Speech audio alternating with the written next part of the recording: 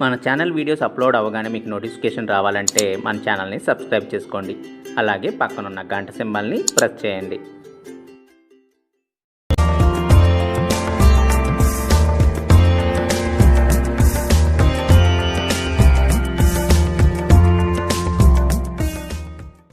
Hi అండి, ఎలా ఉన్నారు? అందరూ బాగున్నారా?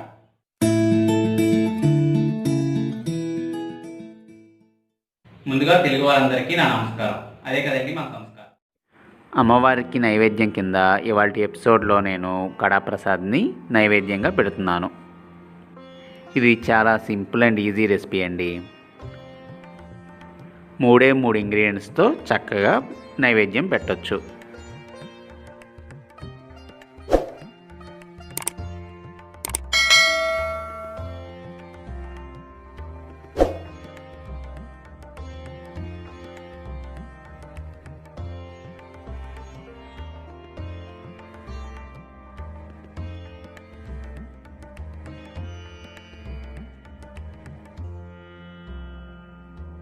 ముందుగా ఒక కడాయిలో అరకప్పు నెయ్యిని పోసుకోవాలి.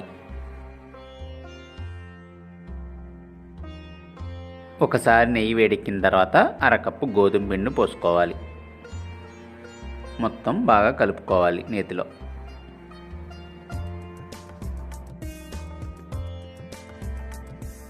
ఈ గోధుమ పిండిని 5 నిమిషాల పాటు నేతిలో బాగా కలుపుకోవాలి.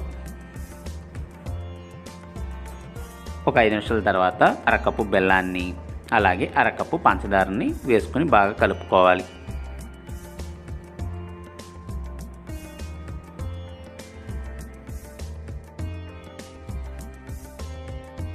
బెల్లం పంచదార కరిగిన తర్వాత 1 కప్పు వేడి నీళ్ళని దీనిలోకి పోసుకోవాలి. బాగా కలుపుకోవాలి. ఇప్పుడు కొద్దిగా యాలకుల పొడిని వేసుకుని బాగా కలుపుకోవాలి. ఈ కడా ప్రసాద్లో మనం వేసుకున్నది అరకప్పు గోధుమ పిండికి అరకప్పు బెల్లం, అరకప్పు పంచదార, అరకప్పు నెయ్యి, 1 కప్పు వేడి నీళ్ళు. ఈ కడా ప్రసాద్ ఇలా దగ్గర పడేంత వరకు బాగా కలుపుకొని స్టవ్ ఆఫ్ చేసుకోవాలి. చూసారు కదా ఎంత సింపుల్గా ఈ కడా ప్రసాద్ని తయారు చేసుకోవచ్చో. మీరు కూడా ట్రై చేసి అమ్మవారికి నైవేద్యంగా పెట్టి మీ వాల్యుబుల్ ఫీడ్బ్యాక్స్ని నాకు కామెంట్స్ రూపంలో తెలపండి.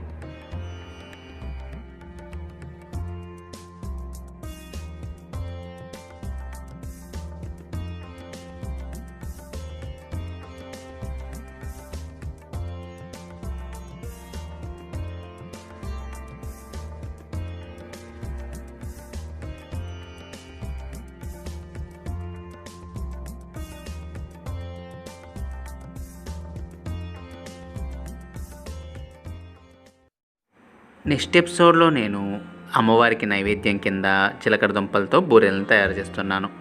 మిస్ కాకుండా చూడండి. అలాగే మన వీడియోస్ అప్లోడ్ చేయగానే మీరు చూడాలంటే చెఫ్ శివ నగ్ రెసిపీస్ని సబ్స్క్రైబ్ చేసుకోండి. పక్కనున్న గంట సింబల్ని ప్రెస్ చేయండి.